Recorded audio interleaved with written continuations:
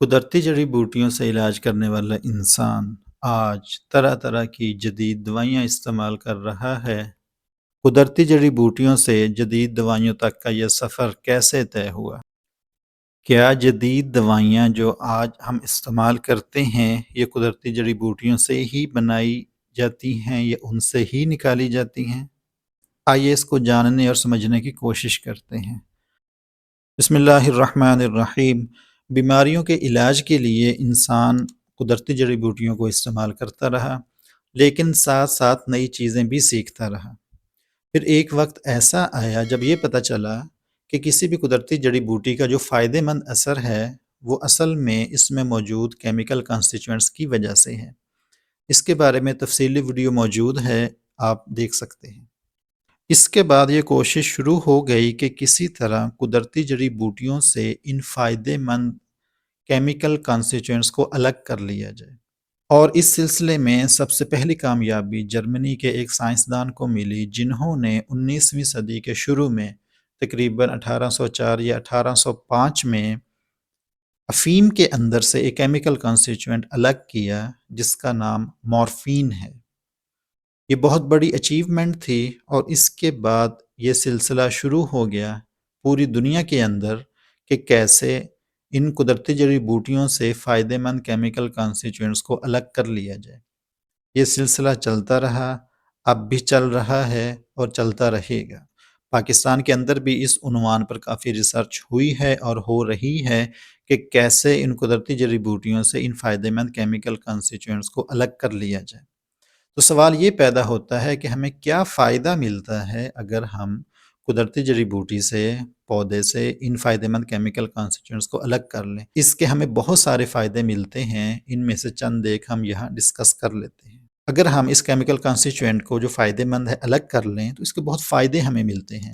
مثال کے طور پہ بعض اوقات اس کی ٹیبلٹ بنانا، قدرتی جڑی بوٹی کی انجیکشن بنانا یہ مشکل ہے، جبکہ ہم اس کیمیکل کانسٹیچوئنٹ کو اگر ہم الگ کر لیں تو اس کی آسان ہو جاتی ہے، اور اس کے بعد اس کو اسٹڈی کرنا بھی آسان ہے کہ ہمارے جسم میں جا کر یہ اس کا کیا میکینزم آف ایکشن ہوگا، کیسے یہ اثر کرے گی، ہمارے جسم کے اندر کتنا عرصہ رہے گی یہ دوائی، کتنے عرصے بعد ہمارے جسم سے نکل جائے گی، اس دوائی کے ساتھ کون سی دوسری دوائی کھائیں تو اس کے اثرات مضر ہو سکتے ہیں، فائدہ مند ہو سکتے ہیں۔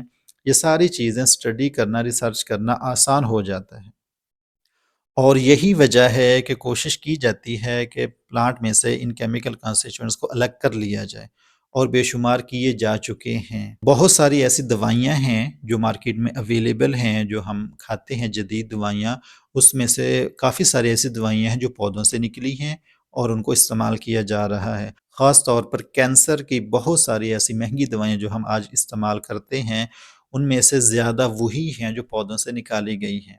مثال کے طور پہ ایک دوائی ہے جس کا نام ٹاکسول ہے، یہ ایک درخت کی چھال سے نکلتی ہے، اس درخت کا نام ہے ٹیکسس بریویفولیا، اس کی چھال سے یہ دوائی نکلتی ہے اور یہ کینسر کے علاج میں استعمال ہوتی ہے۔ اسی طرح ایک اور دوائی ہے، اس کا نام ونکرسٹین ہے، اور ایک اور ہے اس کا نام ون بلاسٹین ہے۔ یہ ایک پودے سے نکلتی ہیں جس کا نام کیتھرنتھس روزیس ہے۔ یہ پودا بہت کامن ہے، آپ نے یقیناً دیکھا ہوگا، ہمارے ہاں بہت عام پایا جاتا ہے۔ تقریباً ہر لان میں، ہر گارڈن میں، تقریباً ہر پارک کے اندر آپ کو یہ پودا دیکھنے کو ملتا ہے۔ تو اس پودے کے اندر سے یہ دو دوائیاں نکلتی ہیں جن کا نام ون بلاسٹین اور ون کرسٹین ہے۔ دوسرا یہ ہے کہ ہم پودے کے اندر سے کیمیکل کنسٹیچوئنٹ کو نکال کے اس کا کیمیکل سٹرکچر بعض اوقات ہم تھوڑا چینج کر دیتے ہیں، اور جو پروڈکٹ بنتی ہے اس کو کہتے ہیں سیمی سنتھیٹک پروڈکٹ۔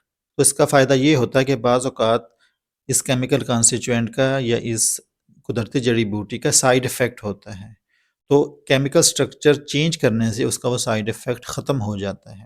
اور دوسرا فائدہ یہ ہوتا ہے کہ اس کی ہم ایفیکیسی، اس کا اثر بڑھا سکتے ہیں اس کا سٹرکچر تبدیل کر کے۔ اس طرح کی دوائیوں کی بھی کافی ساری مثالیں ہیں، یہاں ہم صرف ایک مثال ڈسکس کرتے ہیں، وہ ہے ایسپرین۔ ایسپرین جس کا مشہور برانڈ ڈسپرین ہے۔ اصل میں ہوا یہ تھا کہ ایک پودے کے اندر سے سیلیسائلک ایسڈ نکلا، پھر سیلیسائلک ایسڈ کو دیکھا گیا کہ یہ بہت اچھا اینٹی انفلامیٹری ایجنٹ ہے، یہ انفلامیشن کو کم کرتا ہے، لیکن اس کا ایک سائیڈ ایفیکٹ تھا کہ یہ سٹمک کے اندر، معدے کے اندر گڑبڑ کرتا تھا۔ پھر اس کے کیمیکل سٹرکچر کو تھوڑا موڈیفائی کیا گیا اور اس سے بنایا گیا ایسیٹائل سیلیسائلک ایسڈ، جس کو ایسپرین کا نام دیا گیا، جس کا مشہور برانڈ ڈسپرین ہے۔ تو اس سے اس کا سائیڈ ایفیکٹ کم ہو گیا اور اس کا جو اثر تھا وہ بہتر ہو گیا۔ تو یہ قدرتی جڑی بوٹی کے اندر یہ تبدیلی کرنا مشکل تھا، ممکن نہیں تھا، تو اس کے اندر سے اس کیمیکل کانسٹیٹوئنٹ کو الگ کر کے اس کا سٹرکچر چینج کر دیا، تو وہ ایک بہتر دوائی ہمیں مل گئی۔ ان پروڈکٹس کو کہا جاتا ہے سیمی سنتھیٹک پروڈکٹس۔ تو اس طرح کی بھی کافی ساری جدید دوائیاں ہم استعمال کرتے ہیں آج کے دور میں۔ اور اس کے بعد تیسرا بڑا فائدہ یہ ہے کہ ہم قدرتی جڑی بوٹی سے جب کیمیکل کانسٹیٹوئنٹ کو آئسولیٹ کر لیتے ہیں تو نیکسٹ ٹائم اگلی دفعہ ہم کوشش کرتے ہیں بجائے وہ پودے سے لیں، جو کہ بہت مشکل عمل ہے، بعض اوقات کافی اس میں پرابلم آتی ہے، اس کی شارٹیج ہو جاتی ہے، ہم اس کے کیمیکل سٹرکچر کو دیکھ کے وہی ہم اپنی لیبارٹری میں سنتھیسائز کر سکتے ہیں، جس کو کہا جاتا ہے سنتھیٹک پروڈکٹس۔ اور دوسرا فائدہ یہ مل جاتا ہے کہ اس کے کیمیکل سٹرکچر کو دیکھ کے اس سے ملتا جلتا اور اس سے بہتر کیمیکل سٹرکچر ہم اپنی لیبارٹری میں سنتھیسائز کر سکتے ہیں، بنا سکتے ہیں، اور یہ دوائی اس سے بہتر ہوگی اور ہمیں پلانٹ سے بھی نہیں لینی پڑے گی، جڑی بوٹی سے بھی نہیں نکالنی پڑے گی، ہم اپنی لیبارٹری میں اس کو آسانی سے سنتھیسائز کر سکتے ہیں، بنا سکتے ہیں۔ اس طرح کی دوائیوں کی بھی کافی ساری مثالیں ہیں، اس کی بھی ہم صرف ایک مثال یہاں ڈسکس کریں گے، وہ ہے کلوروکوئن۔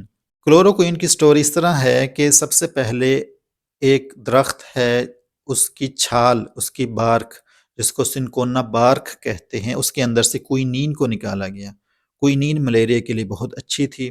پھر آہستہ آہستہ یہ ہوا کہ اس کا اثر کم ہونا شروع ہو گیا، کیونکہ جو ملیریا کے جراثیم ہیں انہوں نے اپنے اندر تبدیلیاں کر لیں تاکہ ہم زندہ رہیں، ہمیں کوئی مار نہ سکے۔ پھر اس کے حل کے لیے کلوروکوئن بنائی گئی۔ کلوروکوئن کسی پودے سے نہیں نکلی، کسی جڑی بوٹی سے نہیں نکلی، بلکہ کوئنین کا کیمیکل سٹرکچر دیکھ کے سائنسدانوں نے لیبارٹری کے اندر کلوروکوئن کو سینتھیسائز کیا، اس کو بنایا۔ قدرتی جڑی بوٹی سے اگر ہم کیمیکل کانسٹیٹوئنٹ الگ کر لیں تو اس کا بہت بڑا فائدہ یہ ہے کہ ہم اس کو لیب میں سینتھیسائز کر سکتے ہیں، بنا سکتے ہیں اپنی لیبارٹری کے اندر، اور اس سے ملتے جلتے اور کافی سارے کیمیکل کمپاؤنڈز ہم سینتھیسائز کر سکتے ہیں، لیبارٹری میں بنا سکتے ہیں، جو کہ بہتر سے بہتر ہوں گے۔ اس کے علاوہ اور بھی کافی ساری مثالیں ہیں اور کافی یہ لمبا ٹاپک ہے، ہم اس کو فی الحال یہیں پہ ختم کرتے ہیں۔